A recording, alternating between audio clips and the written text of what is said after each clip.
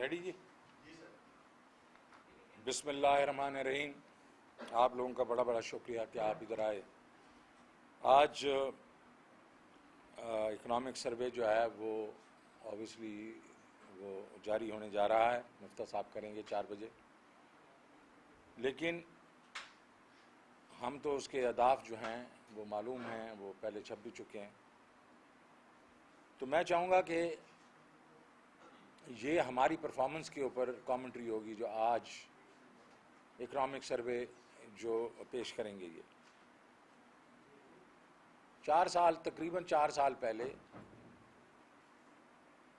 जब पीटीआई की हुकूमत ने ये मनसब संभाला था, तो उससे पहले भी कई दहाइयों में जो स्ट्रक्चरल फ्लॉज थे इस इकॉनमी में, जो कमियां थी, वो सबको मालूम है। टैक्स टू जीडीपी जो है वो कभी 9% से लेके 12% के दरमियान घूमता फिरता। हमारा जो एक्सपोर्ट इंपोर्ट के दरमियान जो है फासला बढ़ता ही जा रहा था।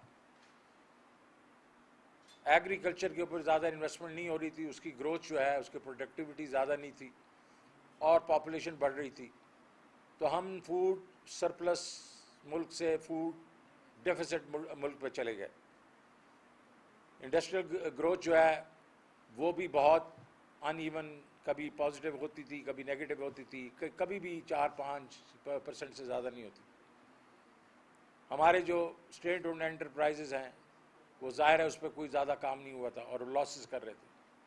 और हमारे पास पहले तो एनर्जी क्राइसिस था, फिर पिछली हुकूमत ने एनर्जी के इतने कारखाने लगा दिए और इतने महंगे लगा दिए और इम्पोर्टेड फ्यूल पे लगा दिए, कोयला, एलएनजी, फर्नेस ऑयल।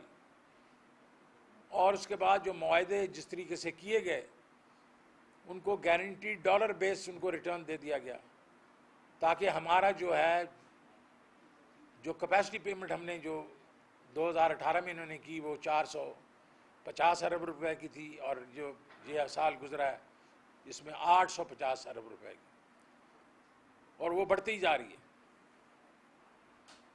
तो पीटीआई हुकूमत ने पहले उसको इकॉनमी को स्टेबलाइज किया, because current account deficit 19.2 billion dollar का था, फिस्कल डेफिसिट ज़्यादा था, और एक किस्म से अगर उस पर पूरी तरह एक्शन ना लिया जाता तो मुल्क जो था वो डिफ़ॉल्ट की तरफ जा रहा था। तो पहले तो आईएमएफ के पास हमें जाना पड़ा, मजबूरी थी, बिकॉज इमरान खान ने कहा था कि मैं आईएमएफ के पास नहीं जाऊंगा, लेकिन उनके पास चॉइस ही नहीं थी। पहले उन्होंने जाके अपने दोस्त ममालिक से कुछ पैसे लेने की कोशिश की, ये भी उनके लिए तकलीफ दे था क्योंकि बड़े खुददार आदमी, लेकिन जाना पड़ा। फिर आईएमएफ के पास, और उनको आपको मालूम है आईएमएफ के पास जाएं तो कड़वी गोली देते हैं आपको। वो 1 साल हमने उसको स्टेबलाइज किया और फिर कोविड हो गया। और जिस तरीके से कोविड में इस हुकूमत ने इस मुल्क को निकाला है, और वो टॉप की 3-4 मुल्कों में इसका शुमार होता है। ना सिर्फ के कोविड में निकाला, और जो फर्टिलिटीज़ थी वो कम से कम हुई, लेकिन इकोनॉमिक एक्टिविटी पे भी जोर देते रहे। और 2021-22 में 20-21 में जो रिज़ल्ट्स आए, 19-20 जो था उसमें नेगेटिव जो है ग्रोथ हुई वो 1% की। लेकिन 20-21 के बीच में आप बिल्कुल लोग परेशान हो गए, बिकॉज लोगों को ख्याल था आईएमएफ का सबका कि 1 से 1.5% ग्रोथ होगी, और वो ग्रोथ जो है 5.74% हुई। तो वो तो परेशानी थी लोगों को कि ये क्या हुआ। उस वक्त इमरान खान साहब का एक विज़न था, और विज़न क्या था कि inclusive and sustainable growth for everybody, सब के लिए ग्रोथ। ये नहीं है कि सिर्फ चंद लोगों के लिए ग्रोथ और फिर ट्रिकल डाउन जाए गरीब लोगों के लिए। इन्होंने कहा नहीं, सब के लिए हम ग्रोथ करेंगे। और वो जो है पॉलिसीज़ उन्होंने पिछले 2 साल में इसके ऊपर काम किया, और मुझे इस चीज़ का बड़ा खुशी हो रही है कि इस वक्त अगर आप देखें तो हमारी जीडीपी ग्रोथ जो है वो जो इस ये जो साल गुजर रहा है इसमें खुद इन्होंने एडमिट किया, ये इनके नंबर्स हैं, परफॉर्मेंस हमारी है, लेकिन नंबर्स पे इन्होंने साइन किया है, इनकी मिनिस्ट्रीज ने साइन किया, इनके मिनिस्टरों ने साइन किया। वो है तकरीबन 5.97%, 6% की ग्रोथ। 6% की ग्रोथ ये नहीं है कि कोई एक सेक्टर है उसमें ग्रोथ होगी। जो टारगेट हमने एग्रीकल्चर में दिया था उसको एक्सीड किया, 4.4% एग्रीकल्चर की ग्रोथ। सारी क्रॉप सवाए ये कि गंदम थोड़ी कम हुई, सारी क्रॉप बम्पर हुई। और जो हमारी किसान बरादरी है उसमें पैसे गए, वहाँ उस सेक्टर में पैसे गए, खुशहाली हुई वहाँ। उसके बाद इंडस्ट्री की बात होती है, इंडस्ट्री में अनइवन ग्रोथ हुआ करती थी, लेकिन इन 2 सालों में इंडस्ट्री में जो ग्रोथ है वो 7% प्लस हुई, और पिछले साल में 7.2% ग्रोथ हुई। लेकिन लार्ज स्केल मैन्युफैक्चरिंग के बीच में 10.5%, 10.4% ग्रोथ हुई। और मार्च के सिरे महीने में, इसका मतलब है ये ग्रोथ अभी बढ़ना ही शुरू हो रही थी, मार्च के महीने में ये 27% ग्रोथ हुई एक महीने में। तो इंडस्ट्री ग्रो कर रही थी। जब इंडस्ट्री ग्रो करती है तो आपका मजदूर जो है खुशहाल होता है, आपका तरक्की जो है वो ज़्यादा होती है, मुल्क की तरक्की होती है। उसके बाद सर्विसेज सेक्टर 6.2%, उसमें इसका मतलब है आपका बैंक्स हैं, इंश्योरेंस कंपनीज़ हैं, बाकी जो सर्विसेज सेक्टर के बीच में टेलीफोन कंपनीज़ हैं वगैरह, वो ग्रो करी थी। तो अक्रॉस द बोर्ड ग्रोथ हुई। और ये जो है ये पहली दफ़ा था 2004 और 5 के बाद कि ग्रोथ जो है वो 2 कंसेक्यूटिव सालों में 5.5% से ज़्यादा ग्रोथ हुई।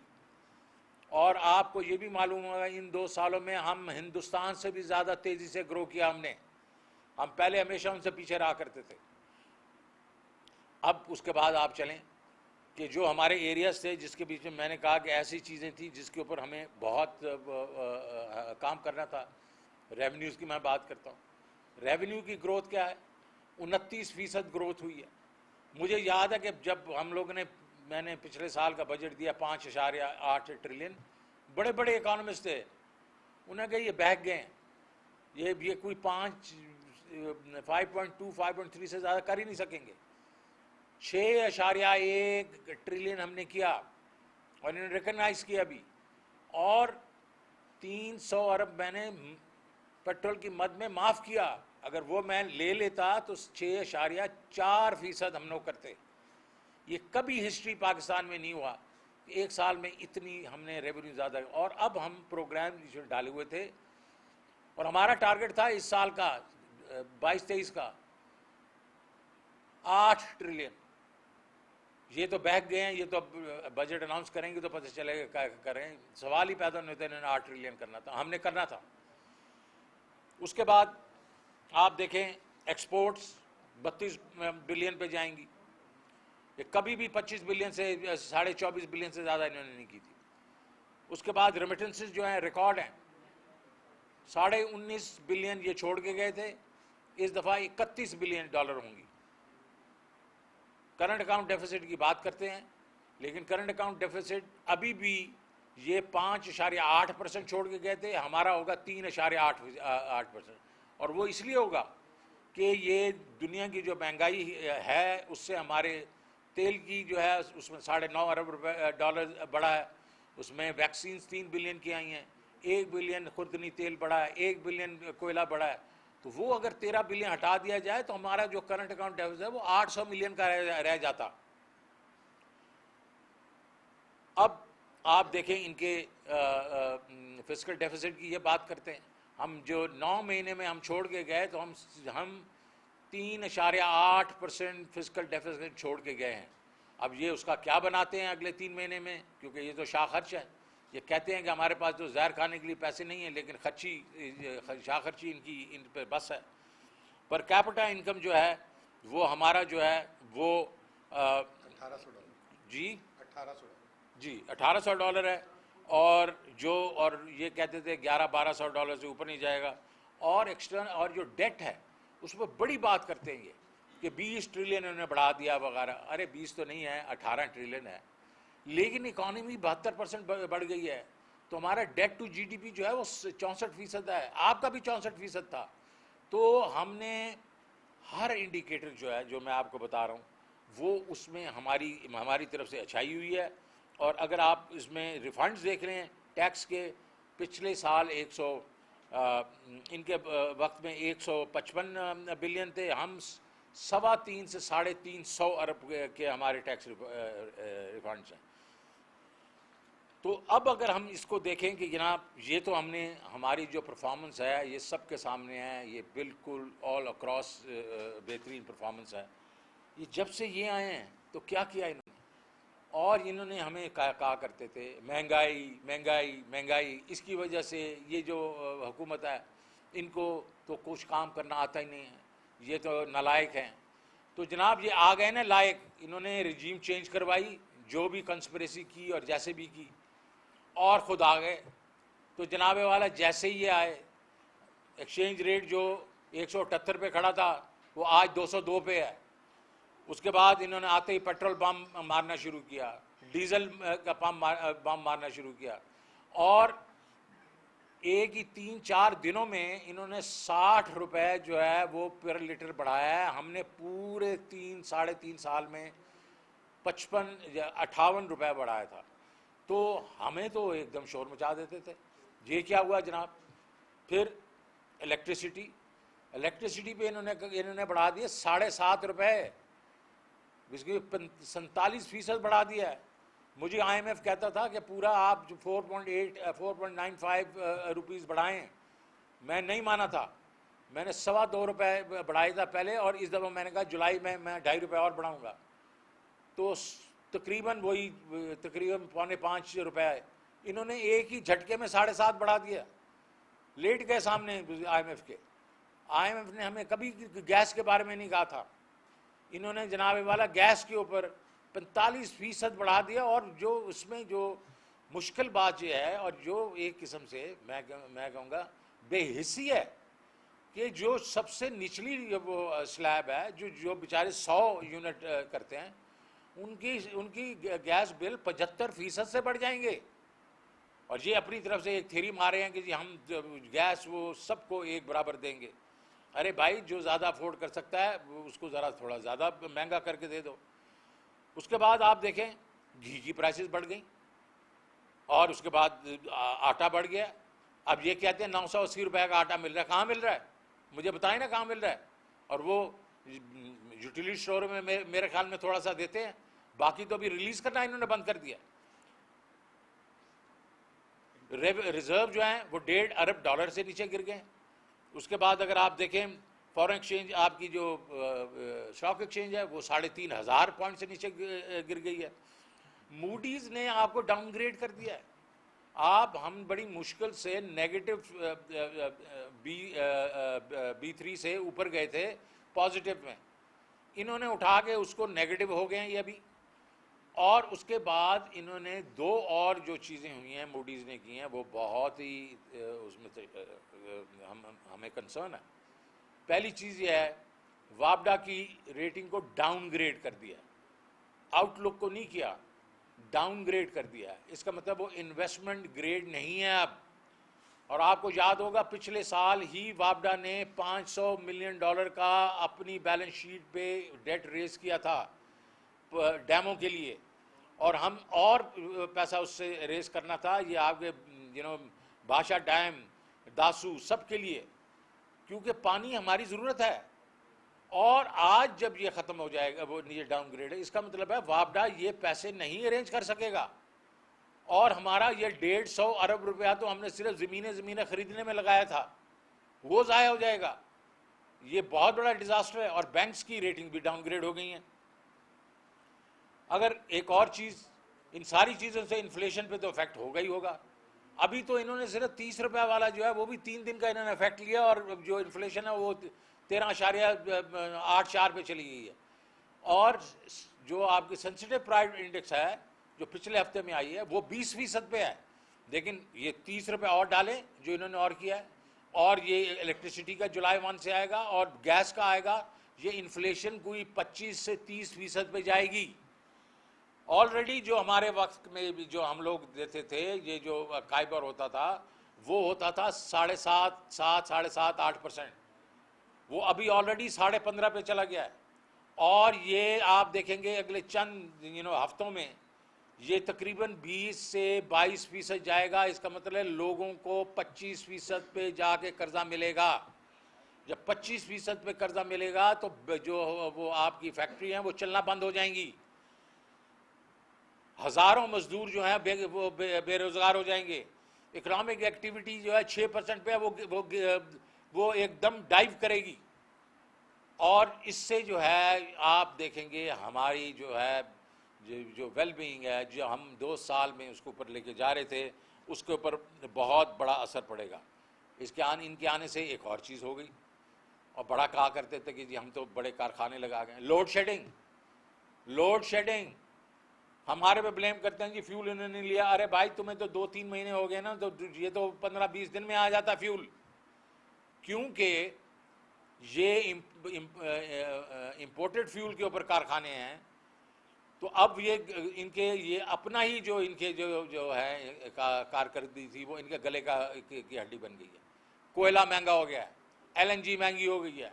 अब इनको समझ नहीं लग रही उसका क्या करें। 7,500 से 8,000 मेगावाट लोड शेडिंग हो रही है रोज़ की। ये कह रहे हैं 4,000 हो रही है। तो आप देखें लोड शेडिंग हो रही है और गर्मी की शिद्दत है। ये इनका सबसे बड़ी चीज़ है। उसके बाद आप अगर देखेंगे RDA जो है वो बड़ा अच्छा जा रहा था। मार्च के RDA का नंबर है $290 मिलियन अंदर आया।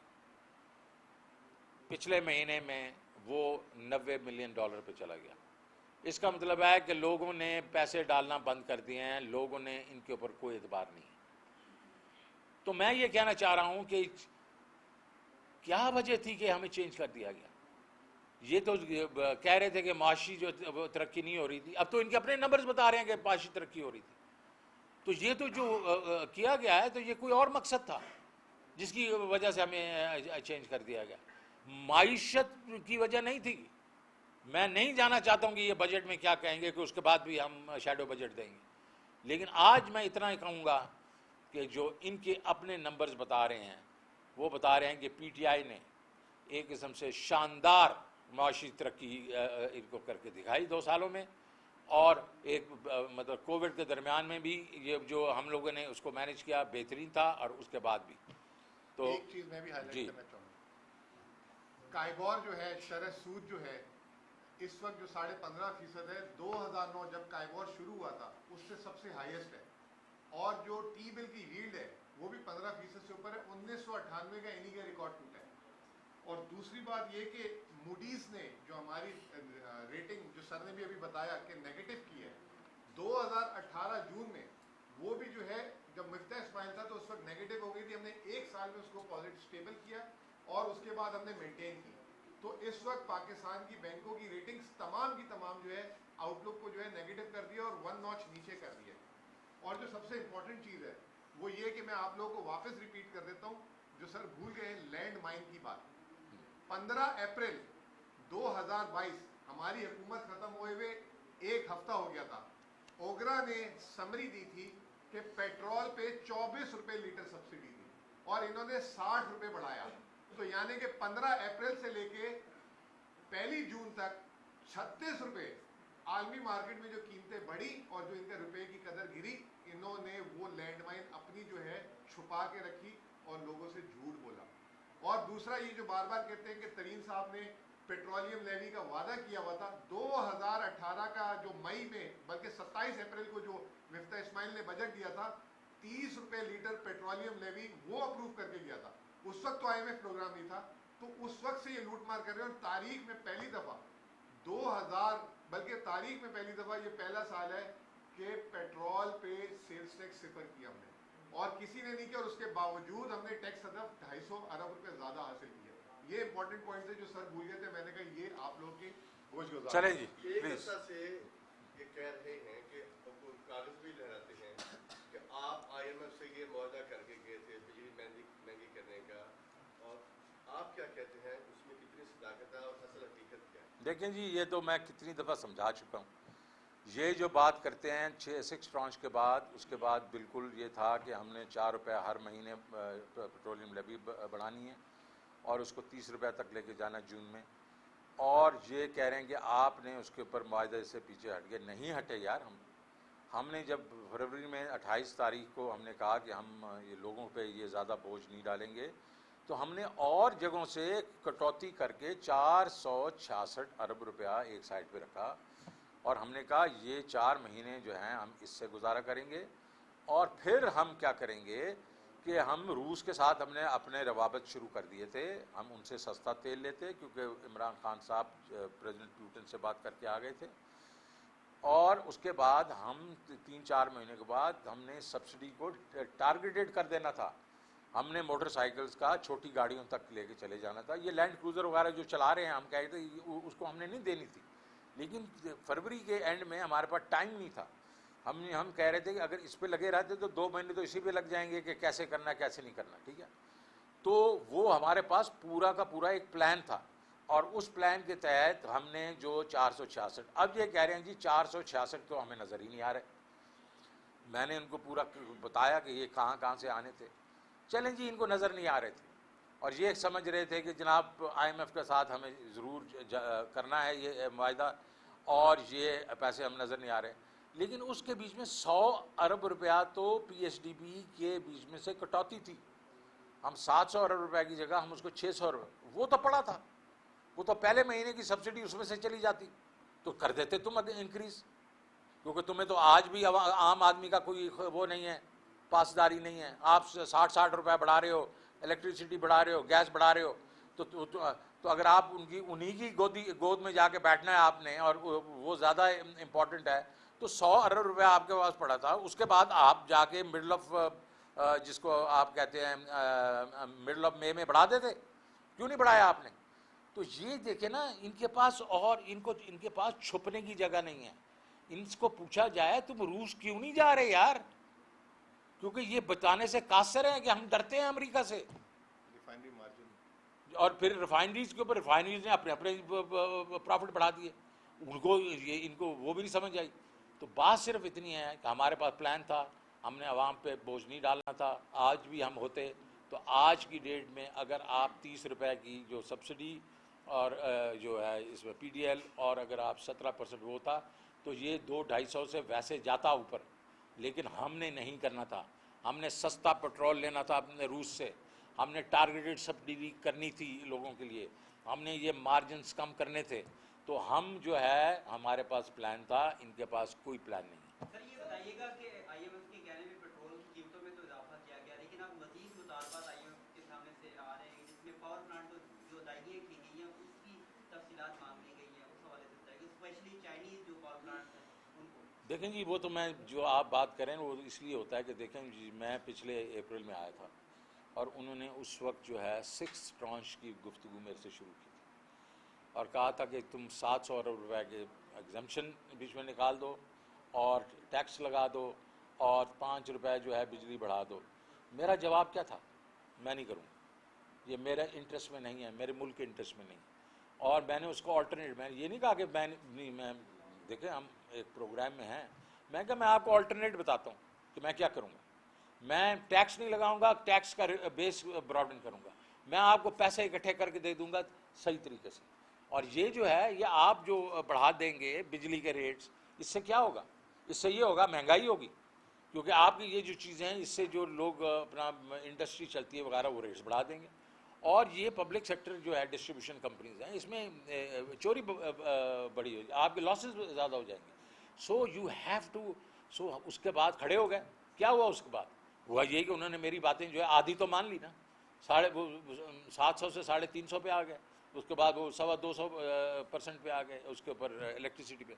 इनको अपनी स्पाइन दिखानी पड़ेगी, खड़े होकर कहना पड़ेगा ओ भाई ये हमारे मफाद में नहीं है, और उसके लिए खड़ा होना पड़ेगा। अगर आप जाके सीधा सीधा लेट जाओगे और वो कहेंगे वो तो चढ़ते रहेंगे। आपको पता है कि बैंकर जो आप बैंक के पास जाए ना, आप उसको, वो तो आपके पास हर किस्म की आपके पास वो कज़न लगाता है।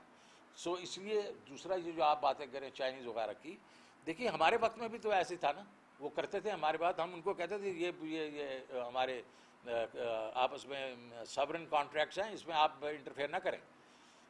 जी लेकिन सर इसमें एक बात ये कि हमने आईपीपी के रीनेगोशिएट किए, जो आईएमएफ ने उसको बात की, और दूसरी जो हमारी पार्टी का मौकफ था कि पिछले पावर प्लांट्स जो है महंगे लगे 30%, वही अब सवाल उठ गया सर, ये जो बात होगी। जी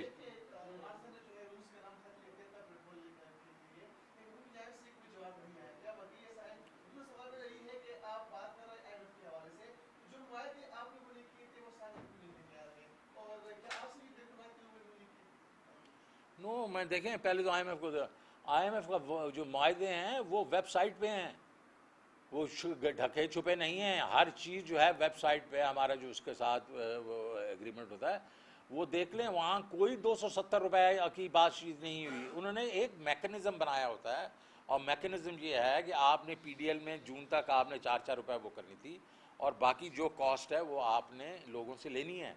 मैंने तो आपको उसका हल बता दिया ना कि हम वो बिल्कुल लेते, लेकिन हम जाके सस्ता तेल ले लेते और उसके बाद टारगेटेड सब्सिडी करते हम। अच्छा, तो इसलिए पहला वाला आपने कहा कि रूस का, हाँ रूस का, यार देखो रूस के हमने उनसे जब बात हुई तो उन्होंने कहा बिल्कुल ठीक है, आप हमें एक ख़त लिख दें, हम उसके बाद आपसे नेगोशिएशन शुरू करते हैं। हमने तो उस ख़त में ये भी कहा था कि अप्रैल में हमें डिलीवरीज चाहिए। अब ये कह रहे हैं कि उनसे जवाब नहीं आया। तो मैं कितनी दफ़ा कह चुका हूँ प्रेस में कि यार कुआं प्यासे के पास जाएगा या प्यासा कुएं के पास जाएगा? आपने क्या किया? आपने कोई बंदा भेजा अपना, कोई मिनिस्टर वगैरह उधर जाके कहेगा ये हमने खत भेजा है, इसके ऊपर आप बताएं क्या करना है? ये क्यों नहीं कर रहे? इन्होंने CNN के इंटरव्यू में कह दिया कि जी हमें डर है हमारे पर सैंक्शन लग जाएंगी। सैंक्शन किधर से लगेंगी? वो इंडिया पे नहीं लगी, बांग्लादेश पे नहीं लगी, श्रीलंका पे नहीं लगी, बाकियों पे नहीं लगी, तो हमारे पे क्यों लग जाएंगी? ये डरते हैं जी।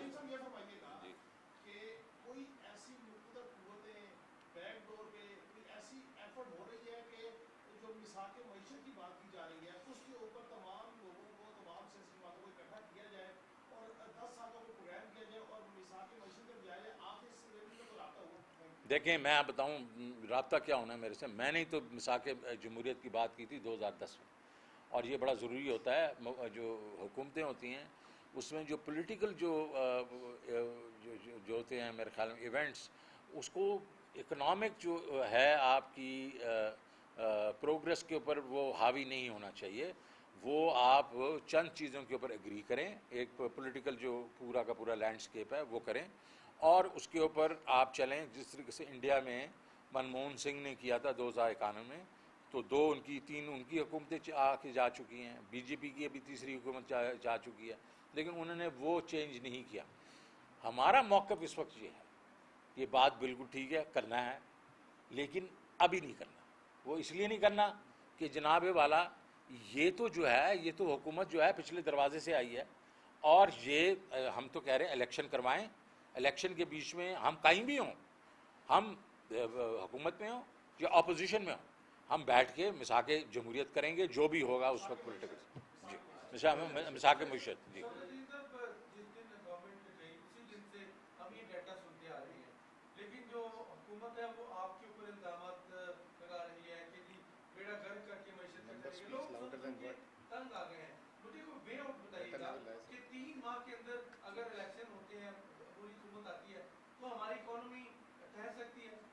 बिल्कुल ठहर सकती है यार। पहले भी तो बिल्कुल इन्होंने जो दे के गए थे हमारी हुकूमत को, तो हमने उसको ठीक ही किया था ना। अभी भी मैं आपको बता सकता हूँ, अभी अगर मेरी बात समझना चाहें तो समझ लें। मैं अभी भी बता सकता हूँ कि आप जाएं रशिया से 30% जो आप डिस्काउंट लें, आपको 40-50 रुपए पर लीटर वहाँ से बचेगा। आप ये रिफाइनरी के मार्जिन उन्होंने 60-70 रुपए पर लीटर किए हुए हैं, उसको कम करें। उसके बाद तो उससे आपको 20-30 रुपए लीटर बचेगा। उसके बाद टारगेट सब्सिडी करें। तो ये तेल वगैरह वाला तो मैंने आपको समझा दिया। बाकी जो चीज़ें हैं वो जाहिर है यार, अगर हम बेसिकली हमें ये मालूम है कि इकॉनमी का हमने पहिया चलाना है, तो हमने इन्फ्लेशन को पहले नीचे लेके आना है। और जो मैं चीज़ें बता रहा हूँ आपको, जैसे आपकी इन्फ्लेशन नीचे आएगी, आपके इंटरेस्ट रेट्स नीचे आएंगे, इकॉनमी का पहिया चलेगा। और उसके बीच में हमने एग्रेसिवली जाके जो पहले चीज़ें कर रहे थे, एक्सपोर्ट्स को बढ़ा रहे थे, रेवेन्यू को बढ़ा रहे थे, रेमिटेंसेस को बढ़ा रहे थे, ये एग्रीकल्चर की प्रोडक्शन को बढ़ा रहे थे। हम वही करेंगे जो करते आए हैं, जिसके आप रिजल्ट्स आपके सामने हैं। जी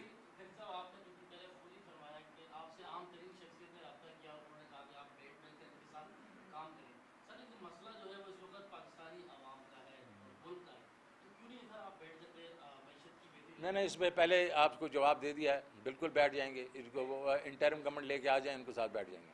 देखिए जी, नंबर नेवर लाइव शाम 4 बजे की जो प्रेस कॉन्फ्रेंस होगी उसमें ये नंबर है, और जिसमें हमने 2004-5 के बाद सबसे बेहतरीन कारकर्दगी दी है, तो वो हम पे डाल रहे हैं, हम उस पे डाल रहे हैं, आप नंबर देखें। और दूसरी बात है, देखें अब मैं तो क्या के थक गया हूँ। मैंने आपको अभी वे फॉरवर्ड भी बता दिया कि हम ये करें, इनको कॉक करें, रूस के पास जाएं, क्यों नहीं जाते? ठीक है जी, थैंक यू वेरी मच।